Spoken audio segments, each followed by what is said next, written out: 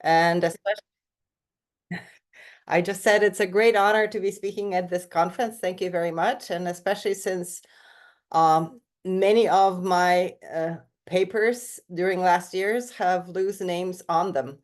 And the work that I'm going to talk about today on Kauffman brackets, Skein modules, and algebras is based on joint work together with various subsets of the authors, co-authors, Mohammed, Charlie, and Tang. And it's been supported by NSF by virtue for some grants and also by me working for them. And I need to add, as I'm required, that NSF does not take any responsibility for the content of the stock.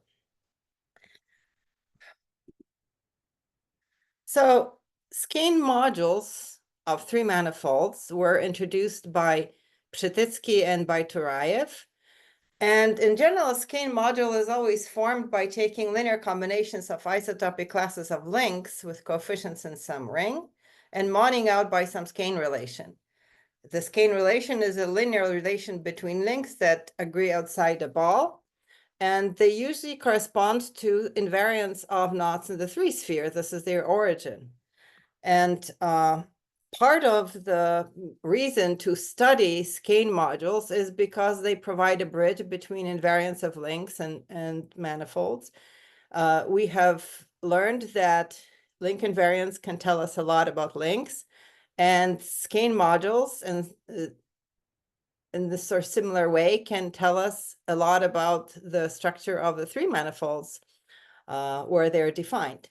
And the power of the Kauffman bracket Skein modulus in particular is that, as my collaborator likes to say, Kauffman bracket is confluent. Okay, so this is, you can just resolve all the crossings by smoothing them, and you get a bunch of unlinks. You don't have to make any decisions. Also, the big advantage of the Kauffman bracket is that it puts on the same footing the Skein modules and representations of the fundamental group of the underlying manifold into S1 to C, in particular their characters. So there is deep connection between those two concepts, and allows you to draw conclusions about both of them. The Skein modules form building blocks for topological quantum field theories, and since people have been studying them and their interest in them is growing, and there are various approaches. We have heard about them from during several talks. If you were in correct time zone, you could have heard the previous talk where lots of wonderful computations have been done. Many people computed examples of Skein modules, including the previous speaker Ioannis and Sofia Lambropoulou. There has been pioneering work done by Hoste and Pshititsky, by Bullock, and then there was also work on and many others, and there was work on the general structure of Skein modules that investigated what are the properties that hold for all of them. So what I want to focus on is also understanding their structure of the Kauffman bracket Skein module and estimates its size in view of the recent spectacular proof of Witten's conjecture.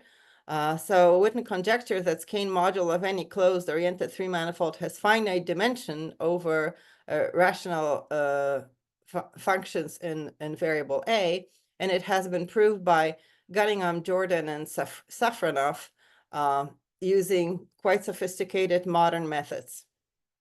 So I want to know more about the size of the Skein modules.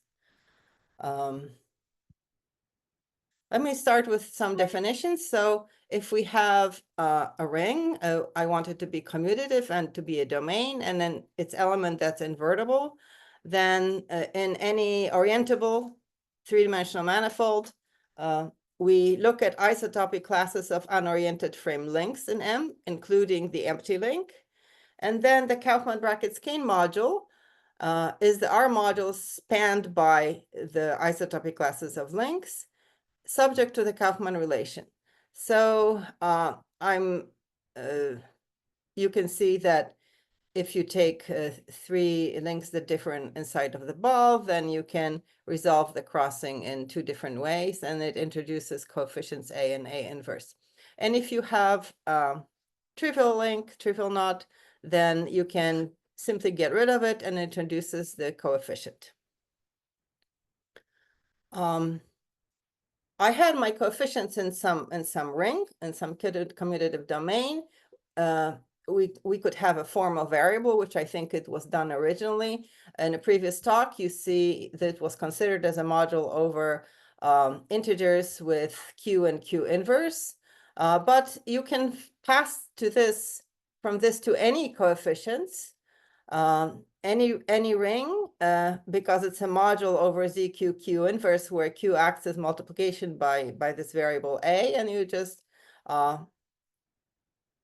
tensor. Okay, so we are going to be interested in the coefficients in the complex numbers. So this is a field, and we will look only at the case where A is the root of unity. And for various technical reasons, we'll assume that the order of the root is not divisible by 4, although there are plenty of results that tell you what happens when this order is divisible by 4. We'll also study, following on this Witten's conjecture, the size of the Skein module with coefficients in the field of rational functions in the variable q. So in those cases, when I'm using C as coefficients, I'll just suppress the field of coefficients, assuming it's always C. If I'll look at this in the rational functions in Q, I'll put the Q as a subscript. So if you look at the Skein relation, if you set A equal to 1 or to -1, then you see that this does not see the crossings, right? If you turn one picture into the other, then you get exactly the same answer. Okay. So if you define multiplication using this joint union, you're going to get an algebra structure. And the big result of Bullock and Przytycki and Sikora was this algebra K-1 of any 3 manifold is isomorphic to the unreduced coordinate ring of the SL2C character variety of pi1 of M. Okay, so characters of representations of the fundamental group of the manifold into complex 2x2 matrices with determinant 1. The proof that they have is for A equal to -1, and then there is Barrett's work that says that Q is isomorphic to, or Ka is isomorphic to K negative A, and this uses spin structure. So normally, if you take any variable and you try to look at the disjoint union, you're going to get, the crossings will get in the way, and there is no natural algebra structure for any value of the variable A for any manifold. But if the manifold is a cylinder over the surface, then you have the notion of which link is above which other one, what's up and down, because the interval tells you about that. And you have the algebra structure that comes from stacking one link above the other and then distributing it linearly.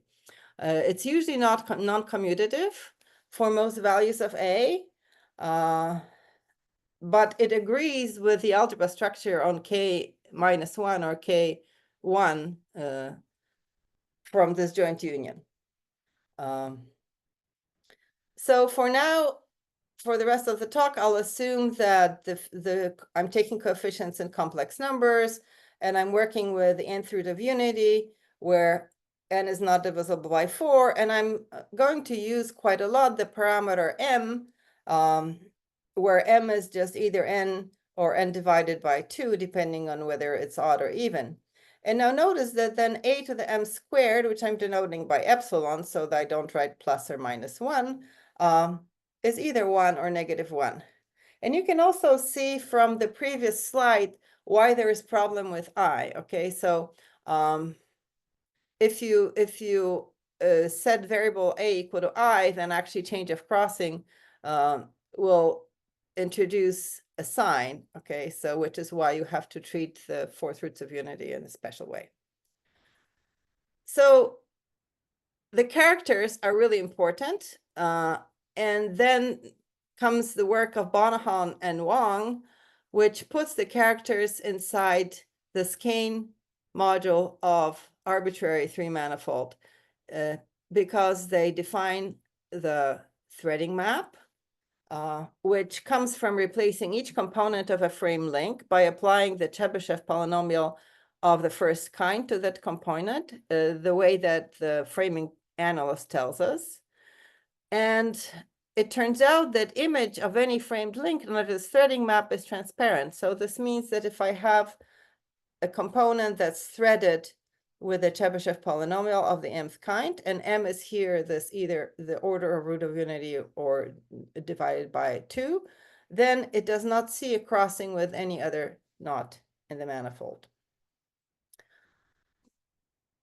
This threading map makes Ka of m onto a module over SL2C characters of pi1 of m. So now we're going to look at how big is Ka of m. The Przytycki and Sikora have shown that the algebra Ka f cross I has no zero divisors. And by Bonahan and Wang, the threading map is injective, and its image is contained in the center of the Skein algebra. And then Abdiel and Froman have shown that the Skein algebra is actually a finite rank module over K epsilon of f cross I. Okay, so every Skein algebra is a finite rank module over the characters of the fundamental group. We are interested in how big is Ka of f. So the early work of Przytycki has shown that if you look at isotopy classes, now we're still talking about algebra, so we're talking about three manifolds which are cylinders over surfaces. If you look at the set of all isotopy classes of simple diagrams, this is a basis for K of f as a vector space over C.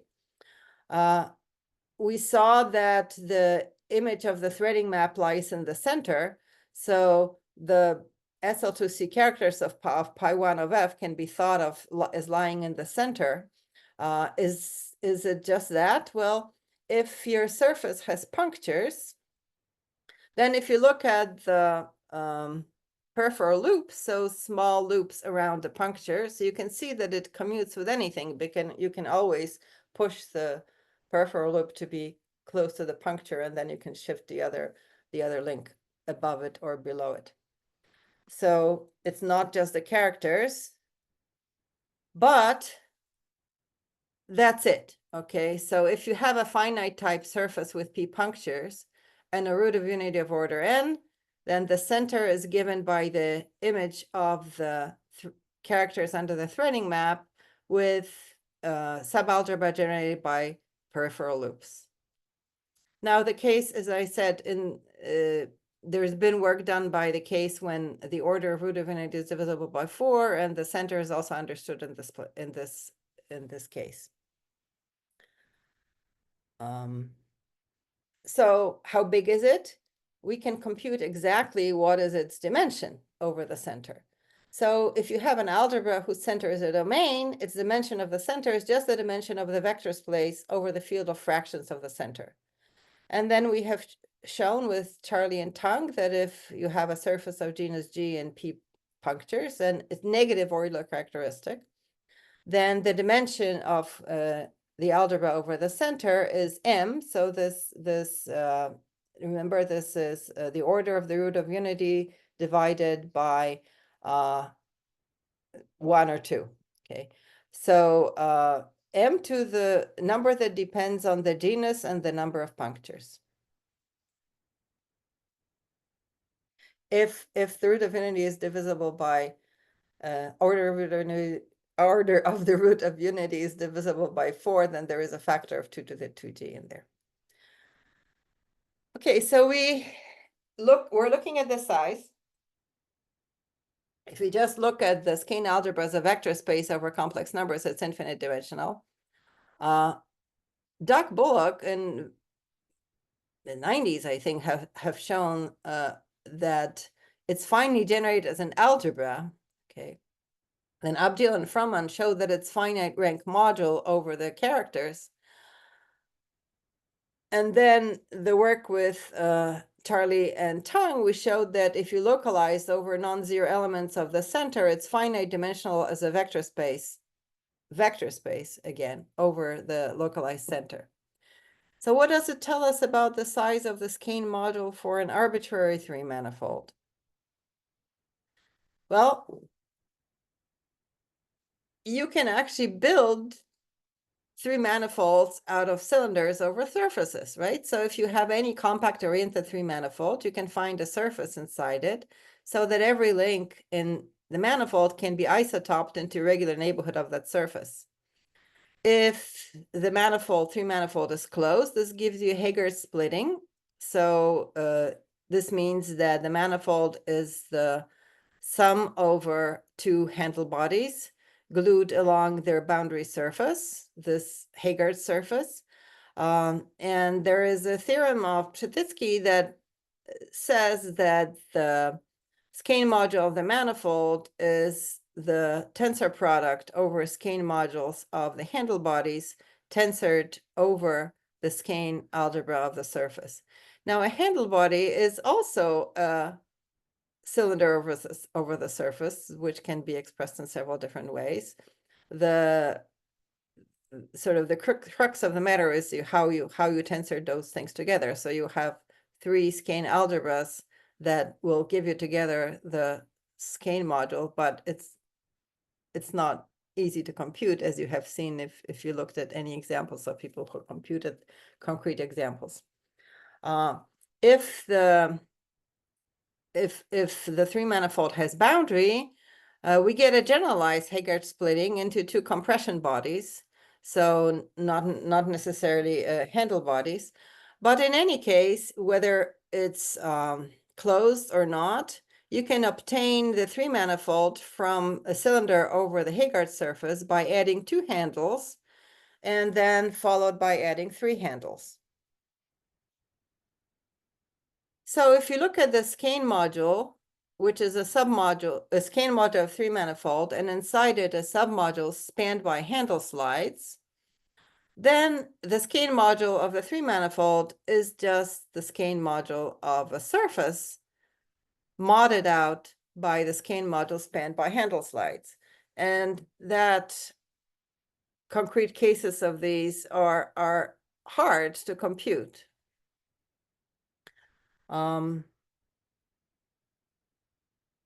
So we saw that the threading map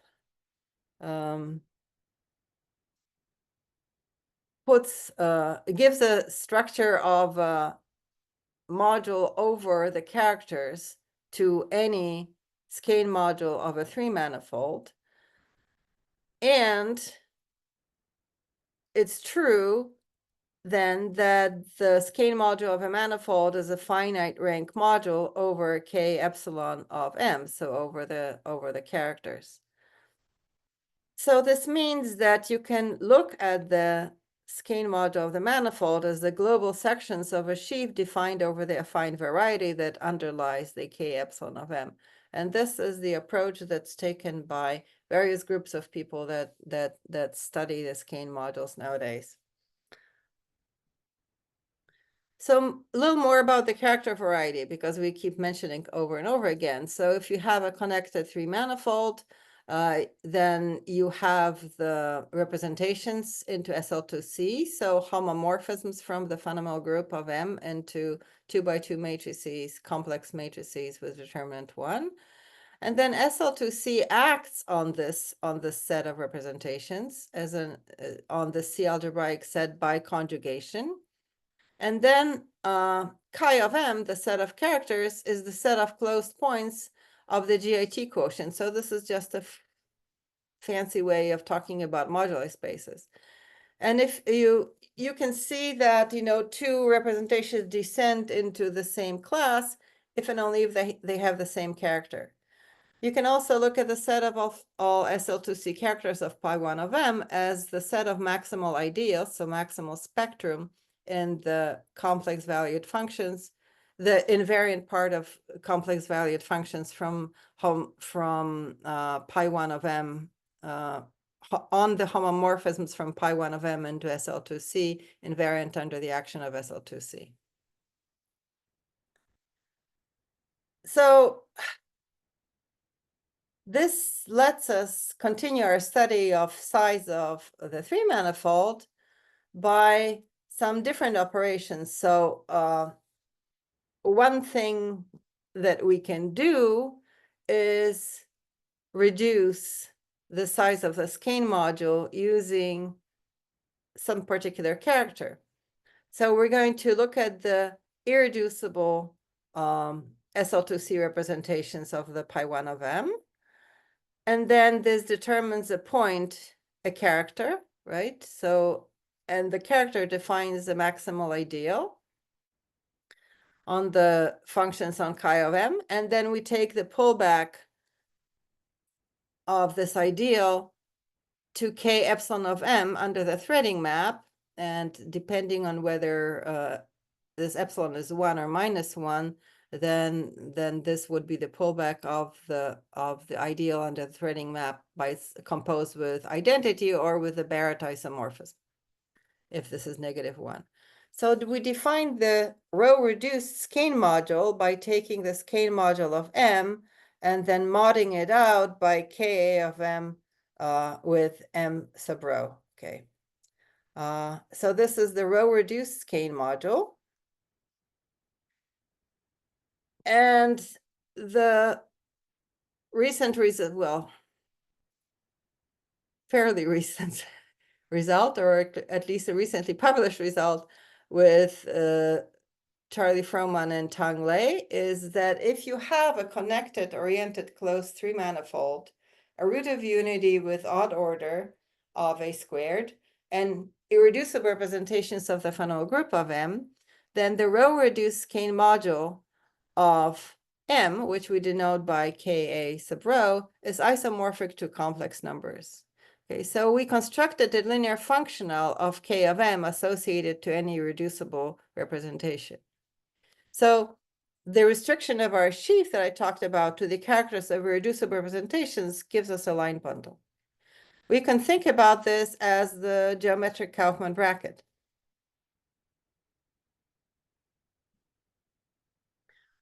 So one way of estimating the size is reducing.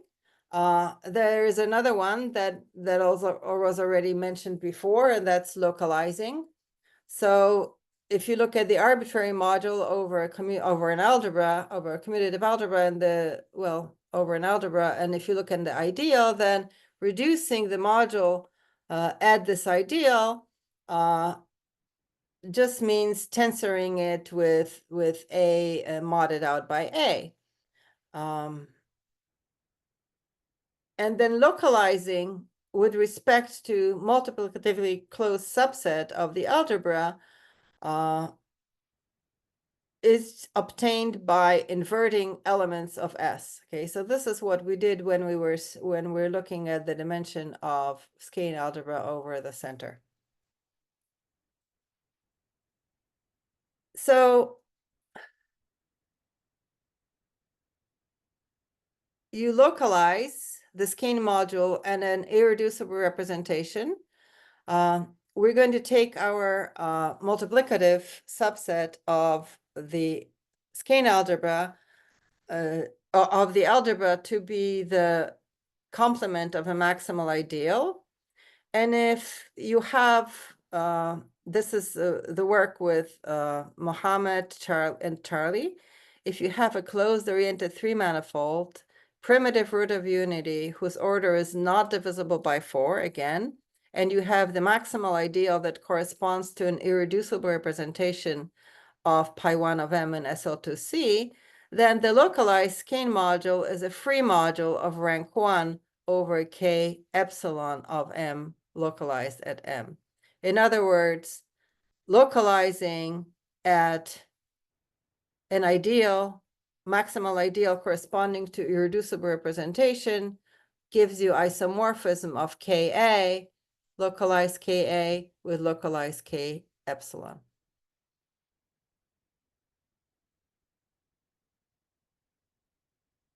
So let's revisit the size of Ka of M as a vector space. Decheri, Calfagiani, and Shikara have recently shown that the complex dimension of Ka of M is equal to the number of ideals in K epsilon. And then we strengthened this somewhat by showing that now this time we just restrict ourselves to rational homology spheres with finite character variety and at most two torsion in the first homology. And in this case, the dimension of Ka of M as a vector space over C is larger than the dimension of K epsilon of M at C. And again, here A is a root of unity with order not divisible by 4.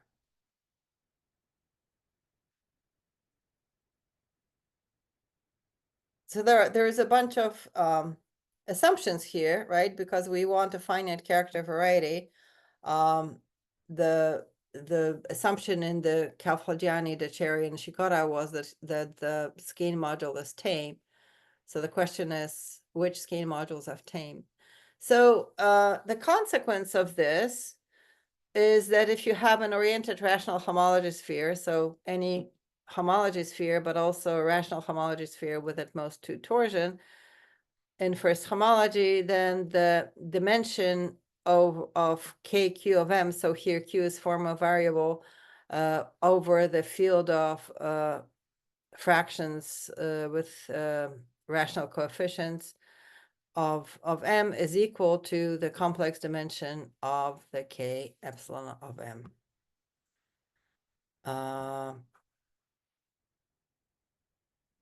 The methods that are used in the proof of this theorem are rely on studying representations of the Kauffman bracket Skein algebras, and this has been initiated by conjecture made by Bonahon and Wang that these representations, so now we're looking at homomorphisms from the Skein algebras into D by D matrices with complex coefficients. So the Bonahon and Wang made a conjecture that these are classified by the irreducible characters of pi1 of the fundamental group of M. This conjecture has been proved by Charlie, myself, and Tang, and then it has been generalized greatly by Ganev, Jordan, and Safronov. But this is quite a wide topic, so I'm not going to talk about that. I will thank you for your attention, but before wishing happy birthday to Lou, I want to tell you a very short Lou story. So I came to United States to go to graduate school after doing my undergraduate degree in Warsaw University, where the relationship to famous professors was very formal, and I somehow even got my department to pay me to go to a conference in Naval Academy.